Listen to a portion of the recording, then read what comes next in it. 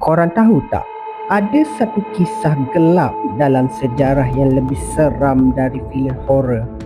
Kisah seorang raja yang bukan sekadar kejam, tapi mencipta lautan dengan cara paling sadis dalam sejarah.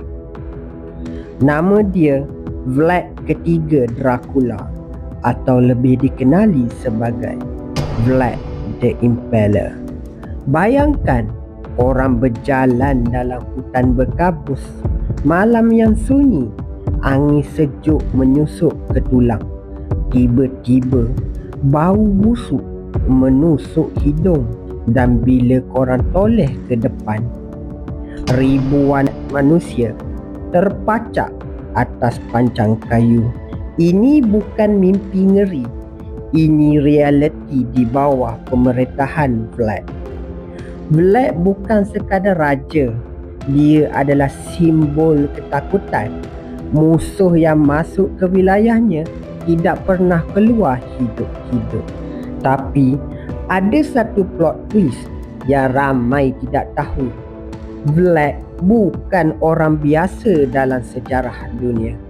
Dia pernah dibesarkan dalam Empire Uthmaniyah. Malah dia kenal Sultan Muhammad Al-Fatih secara peribadi. Tapi bila dia kembali ke Wallachia, dia mengkhianati Uthmaniyah dan mengisytiharkan perang terhadap Sultan. Geram dengan pengkhianatan ini, Al-Fatih menghantar bala tentera untuk menghancurkan Vlad. Vlad cuba melawan.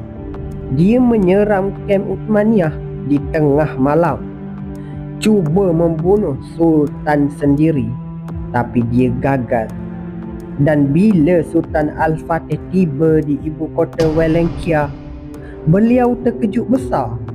Sepanjang jalan masuk, puluhan ribu askarnya sendiri terpacak sebagai amaran terakhir dari Vlad. Tapi tak kira betapa ganasnya Vlad cuba melawan, dia tak mampu hentikan kejatuhannya. Dia akhirnya ditangkap dan dihukum mati. Tapi persoalannya, benarkah dia mati? Ada teori kata mayat Vlad hilang sampai sekarang. Roh dia dikatakan masih berkeliaran di Romania mencari darah baru. Apa pendapat korang? Dracula betul-betul mati atau dia masih wujud dalam dunia ni? Tuliskan di ruangan komen. Jangan lupa like, share dan follow channel aku. Aku Mat Cerita. Aku suka bercerita.